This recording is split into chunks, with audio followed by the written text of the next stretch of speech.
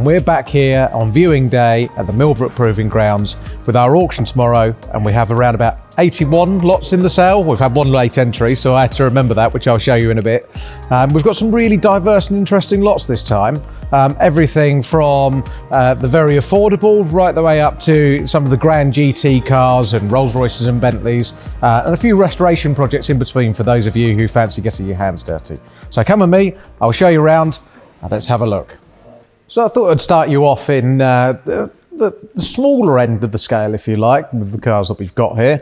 And wanted to start with this particular Morris Mini Cooper. So it's a Mark 1, 1965, 998cc. And what I like about it is the fact that it's had one owner from new, apparently, 35,000 miles on the odometer, which is understood to be completely genuine.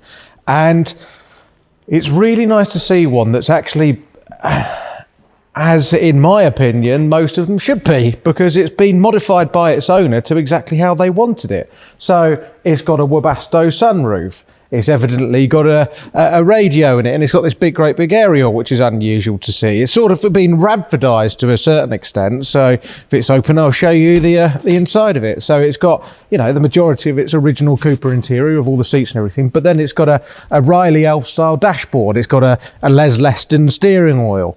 It's got all the switch extenders. I don't know if you can see them. They're all period pieces because evidently it's far too far to reach down and be able to turn your lights on if you're not sat comfortably against the backrest of your seat. It's just a really interesting little car, and it just shows us exactly what cars used to look like in that period when people would have had them for a couple of years and everybody wanted to be a boy racer.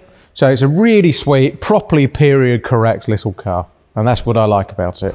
On the other end of the spectrum, we have the heavily modified, although technically very original. And then we go over to this Morris Mini Cooper S Mark 1, which is a 1071. This is from 1964.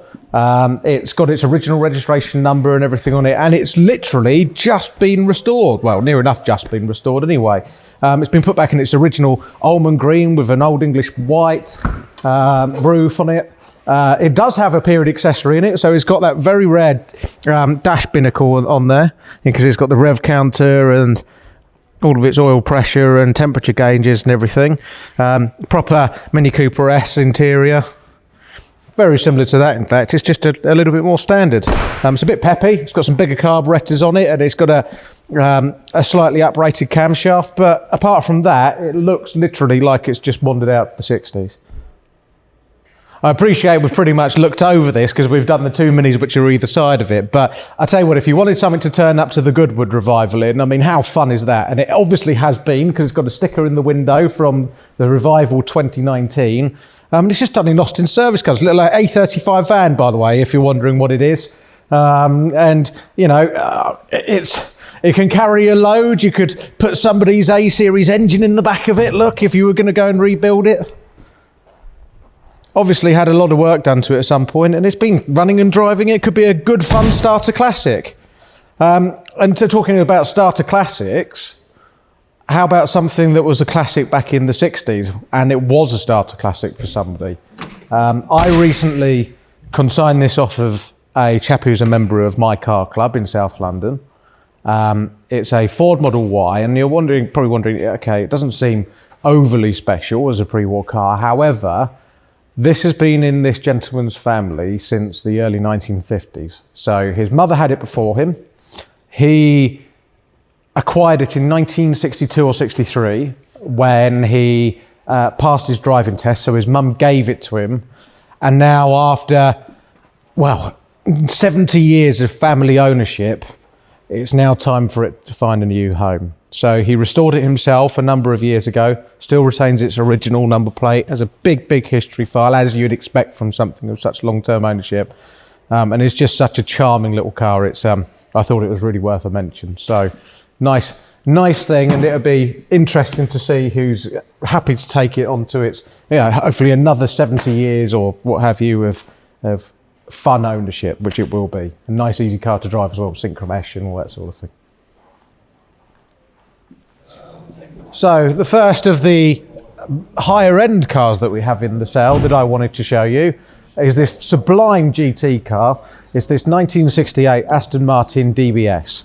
It's a bit different, this car, and the reason being is because it started life as one of the six-cylinder cars with the Tadek Marek designed six-cylinder, and it was then modified later on by its then owner Nigel Dawes, who was a very famous Aston man, and he fitted it with a experimental Aston Martin V8 engine that is believed to have been one of the ones that was actually used at Le Mans in the Lola T70s, that was part of the John Surtees headed racing team, Aston Martin Lola. The engine, quite famously, they weren't particularly successful, frankly. However, that engine was the start of many great things, and this went on obviously until the very late cars in the 1990s, so it survived on a very long time. This one, interestingly, so the original DBS V8s, they were fitted with fuel injection. This one has quad Webers on it, which cross over. I'll show you that in just a second because it is interesting. And it has been subjected to a huge restoration. So it's been repainted in the colour that it was found in, and Nigel Dawes owned it in. It still has the number plate, I believe, that Nigel Dawes had on the car as well. The interior's been sorted out. It's running and driving. And it's just been recommissioned because it's been static as part of a private collection for several years. So it's very heavy bonnet in this, and the reason being is because it's got all this bracing. This is not standard. This was all done by Aston Martin for the bigger bonnet scoop in period, and it's all in the works records. If I can just unclip the bonnet prop. Sorry, that does weigh a ton, actually. It's really heavy. So as you can see, that bonnet scoop is covering these huge airboxes and these crossover manifolds with these 4 Weber carburetors. So this was said to be an extremely powerful machine when it was new, and people were saying it was the fastest DBS on the planet at one point, because I understand this might have been on the road before the DBS V8s were delivered. Somebody's going to correct me if I'm wrong. I know they will. But regardless, it's a very early car to have the V8 engine fitted. So that is an absolute gem. So if you want a Le Mans engine, but you fancy going and driving yourself across the continent, then this could be the car for you. And talking of Grand Tourers, here is the modern interpretation of the Grand Tourer. Well, I say modern, it's it's 10 years old now, so it's a classic to us, and it's definitely going to be collectible in the future, we believe. This is an SUV, and it's a Bentley SUV. This is a very nice Bentayga from 2016. This car is a relatively low mileage car, I think 46,000 miles from new. It had 3 previous keepers, and we're very fortunate for this sale to have been blessed with some absolutely beautiful blues that would not look out of place in its, around its namesake rock, the Bentayga rock, which is in Gran Canaria. This blue is a special order colour. I'm not sure of the paint code, but it just looks absolutely stunning. Most Bentaygas that you see in this country are black or grey or what have you, but if you want something a little bit special with a little bit of pizzazz, then you can't get much better than that. It's offered to market via us because it is a deceased estate, unfortunately, but it has had a few areas of paint correction and everything just to prepare it for sale for a new owner. It is offered and comes complete with some Bentley warranty left, so it proves that could be renewed. But what a machine, and it would be a look at home on the driveway of any great house, in my opinion, and usable every single day. Now, here's a substantial amount of motor car for the money, and talk about somebody else paying for the restoration for you. So this is not a Rolls-Royce Corniche. This is the very early version of a Corniche before it became known as that. So this is a 1969 Rolls-Royce Mulliner Parkwood silver shadowed 2-door coupe. So what they would do is Mulliner Parkwood would literally coach build these to be able to get that beautiful line, and they continued with the design when Rolls-Royce bought them, and they essentially carried on with the design as the Corniche, and that's what they named it. So this is a fixed head version, evidently. You do get the drop head ones as well, but I am told that this car was bought from Frank Dale and Stepsons, previous owner. The car has then been back to P&A Wood and Frank Dale and a multitude of very high-up specialists who are very well respected, and it has had £90,000 spent on it since 2010. So considering that the car is now offered at 40 to 50,000 pounds, it just goes to show what you can get for your money nowadays. So it's been recently serviced and just, you know, made it a little bit nicer. It'd help if I can open the door properly, wouldn't it? So it's it looks like those lambs all over rugs are basically new, but it's, you know, it's had a little bit of work just to freshen things up and everything. And yeah, what a lovely car it is. So would look right at home outside a Mayfair hotel or what have you. These are very stunning cars and they are coming into their own now. They are starting to make some money, so you should grab one while you can. Again, talk about a lot of motor car for your money. And again, coach built, hand built, a proper Grand Tourer gentleman's car.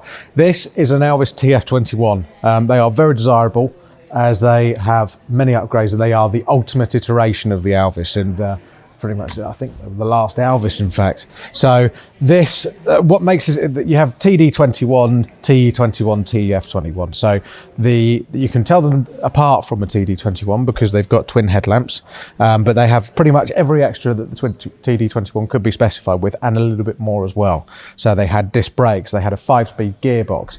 They also had a triple carburettor engine, so they were a little bit more powerful, and they are extremely well appointed inside in comparison to some of the earlier cars. This one, it's benefited from an older restoration, so it's starting to show its age a little bit. It has a delightful original interior. If it was me, it looks like the carpets, they look original, but I think they could probably deserve changing by now. But it's a genuinely stunning car, and I spun it around the block yesterday, and it just felt really nicely worn in. I'd be quite happy driving that around like it is. Some of you might like to put a set of wire wheels on it, maybe just to make it look a little bit more, poppy. But hell of a car. So you think they were as expensive as an Aston Martin DB6 when they were new, and now you can buy it for 20 to 25,000 pounds, when a DB6 now is anywhere between 120 for a sort of okay on the road one, up to 250, 300 for a Mark II Vantage. So such a lot of car for your money. Very, very nice, and I would absolutely love that. Nice thing. So here we are in the main hall here at Millbrook. We've got a massively diverse selection here as well, but I will start with, well, everybody knows what I'm like. Here's my old favourites. Let's start with a bit of pre-war. Again, very diverse selection, something to suit a range of budgets and technically abilities or what have you as well. And, for example, we have this very rare, one of only two built Alvis Firefly, which has a two-seater with Dickey, so it's got this lovely sloping back on it, which was built by, I think it was Car Bodies who did it, so usually it was with Alvis. But if I pop that back, you'll see it folds out, so you can get the mother-in-law in. I know everybody uses that joke with the Dickey seat, but it's had loads of work done to it, loads of invoices on file from Red Triangle. And it's a nice, easy car to drive as well, because the lady who owned it previously, we have sold this car before, but many, many years ago, the lady who owned it previously, she had actually fitted a synchromesh gearbox. Alvis full synchromesh gearboxes are very strong gearboxes. It's very rare that they go wrong. And they are such a delight to use when they're right. This car, I'm an Alvis man myself, it's got a very quiet engine in it, so it's been very well looked after. And you could not have, it's estimated, I think I've got it 18 to 24. You could not have bought this car for that money a few years ago. In fact, I think we sold it in 2019 for something like £35,000. So that'll give you an idea just what you can get for your money now. That is a very fine car. The other end of the spectrum, something that's a little bit more of a starter and is, again, absolutely stunning. It's offered from a deceased estate. This is a Citroën B14 Torpédo or open tourer 4-seater. The owner, so he is very good friends with Keith Pointing, the Riley man, who also restores other pre-war cars, both veteran and vintage. They set about doing a huge restoration on this car when it was acquired. It was found essentially in a scrap state, and they've got a steel body, and it was completely restored by the gentleman. He absolutely adored the car. ran it everywhere. So he used to drive it all the way from Southend in Essex, hence why he knows Keith, all the way over to Prescott every year, and would take the family with him. So it's got this Ulster screen to make it a bit more comfortable for rear seat occupants. It's a very easy car to drive. I mean, it's still non-synchro mesh, but as long as you're nice and careful with the gearbox, it's incredibly easy to drive and not too much trouble. It's not a tricky one to use. Great starter car, estimated at 10 to 14, has servo brakes as well. I mean, who was doing that in Britain at the time apart from Rolls-Royce? So it just shows how technologically advanced the French really were at the time. Moving on, a bit more of a thoroughbred, so to speak, and definitely, again, something that you could not have got in this price range a few years ago is this absolutely stunning high chassis Lagonda 2-litre. This car dates from 1927, speed model car, original Tourer, fabric bodied, and just absolutely exudes charm. So it's got all this Rexine, it looks correct, it's all the interior, it's beautifully aged. To me, this is my car of the sale, but others may disagree, and at that price point, 28 to 32, incredibly attractive. Again, these were 80 to 100,000 pounds not that long ago, so it shows just what you can get for your money, and what a stunning car. I mean, what's the comparison? A 3-litre Bentley, maybe? Probably not as quick as it or desirable as a 3-litre Bentley, but if you think 3-litre Bentley with a Van den Pla open Tourer body, you can't get one for less than 150,000 pounds. So it just goes to show what you can get, and they are an engineering marvel, those engines with those twin cam in block, or sort of in block. They're a strange setup, but twin cam engine either way. So lovely thing. Well, I've shown you the pre-war cars, and I suppose it wouldn't be complete without showing you this very interesting contraption, or project as you might like to call it. So this is a Evocation, and we say that with every bit of tongue-in-cheek that we possibly can. Make of that what you will. This is a late 20s, early 30s style Frazer Nash TT replica. So for those of you who don't know about Frazer Nash, is probably one of the most desirable vintage or post-vintage thoroughbred sports cars that money can buy, driven by change, evolved from the earlier GNs that were fitted with all kinds of engines, and then for Frazer Nash later on, when actually Frazer Nash decided to go it alone, he developed it more using a very similar chassis with quarter elliptic springs at the front, still using the chain driven design, but basically developed it to be a slightly stronger car with more advanced engine options essentially as time went on.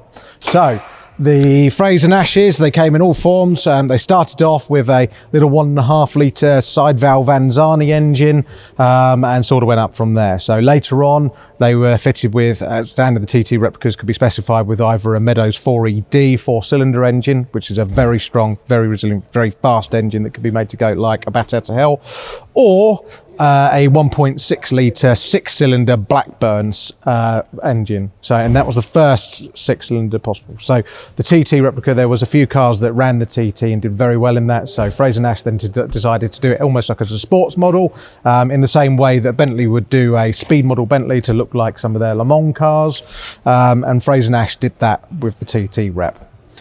It was developed over the years, and owners would go and later on put in what is probably one of the most desirable 6-cylinder engines pre-war, is the 2-litre AC cat's paw engine. So I'll just show you that. Martin, you should come around here, show the good people what they're looking at. So triple carburettor, so you've got the 3 SUs on the back, overhead cam engine, AC, and if you have a look down there, that is what defines it as a cat's paw. Is those front engine mountings. They are in this form 2-litre AC engine, which many Frazer Nashes have been converted to. They are especially potent, and Frazer Nash drivers will go round corners, sideways, everywhere, and have great fun doing so. So here's another interesting project for all of you, in a slightly more complete fashion and well, than the Frazer Nash was, and of a different era as well. This is a Jaguar E-Type V12 Roadster. This car, it's a very, very original old bus. It's offered again from a deceased estate. So the the gentleman who is the vendor, he's inherited it from his father. He got the car running very quickly off of a essentially an external fuel can about 12 months ago, and it didn't do much with it since, frankly. So it's been off the road, needs recommissioning. It's got 35,000 miles on the clock from you, which we think is genuine. But it's you know, great car for somebody. Great recommissioning project, and could be great fun for the summer. Again, showing you some of the diversity. This is probably the best 1950 Ford in the country that hasn't been modified. So many of these have been turned into a lead sled. This is a custom deluxe four-door, again rarer because most of the people would have gone for a two-door in this country, and it's been extensively restored right the way down to the chassis. Really unusual to see one like that, and with all the accessories that it's got. So another really interesting thing, and so Damien's asked me to have a look at it. I've walked past it quickly and I saw it in the catalogue. You won't have heard of this. This is a Suttol 7. So the reason why this is so interesting, and I really recommend you go and have a look at the catalogue for this, is that I understand the gentleman essentially engineered it all himself. So he made his own chassis, made his own body. Obviously didn't make his own engine, but I can't remember which engine it's got in it actually. I haven't looked properly, but apparently it's extremely fast, and it's just a really cute thing. It's an example of what a man with a bit of nous in his shed can come up with, and it's extremely well engineered. All the welding on the chassis just looks absolutely sublime. So I just thought it was really interesting. Shows what you can do. It's like harking back to the old 50s special building days. I like it. So I thought I'd bring you down this end of the hall just because we've got some really interesting Lotuses down here, like an Elan S2, an Elise S1 with the Type 49 styling, and it's contrasting with this beautiful pistachio green Land Sprint fixed head. And then this. So Angus, my colleague, has consigned this. Again, I think this is absolutely lovely. Let's close the door properly. It's fiberglass. This is a Type 14 Elite SE for special equipment. So you can recognise an SE from the fact they're duotone, and this is stunning. And it's, is it primrose yellow you describe it as? Probably a tad darker with its silver birch or what have you roof. But this one, it's actually it looks like a really attractively priced car. So it's 30 to 40,000 pounds. The vendor has had this a significant amount of time, from what I understand, and he is an exceptionally clever chap who is a very good engineer. He has made his own mechanical overdrive, which is operated via a lever next to the gear lever for the ZF 4-speed gearbox. So the ZF is the desirable gearbox, so it is a top spec car. This car is now running on SU carburetors, does have a set of Webbers with it, also a spare engine block. But I don't know if you can see, this is the lever down here that you operate to be able to put it into overdrive. It goes back, it almost acts as a transaxle back here. They showed me the design trick yesterday. Extremely simple and effective engineering, and it lowers the gear ratio by around about 25%, so you're not screaming it when you're going along, and it's just so lovely and original, and shows exactly what long-term ownership can do. So nice car. So for many of you, well, probably everybody, this is the absolute star of the show here at the Millbrook auction. This is a Rolls-Royce Phantom 2 Continental with Sedanca coachwork by H.J. Mulliner, the renowned coach builders. This example is an extremely well-known car. It's been in the ownership of Frank Dale themselves. I think it was Ivor Gordon's personal car. So I'll tell you a little bit about the history of it, because I just think it's so interesting. So the first owner was a very wealthy gentleman who was based down in Cornwall. Evidently didn't get on too well with it.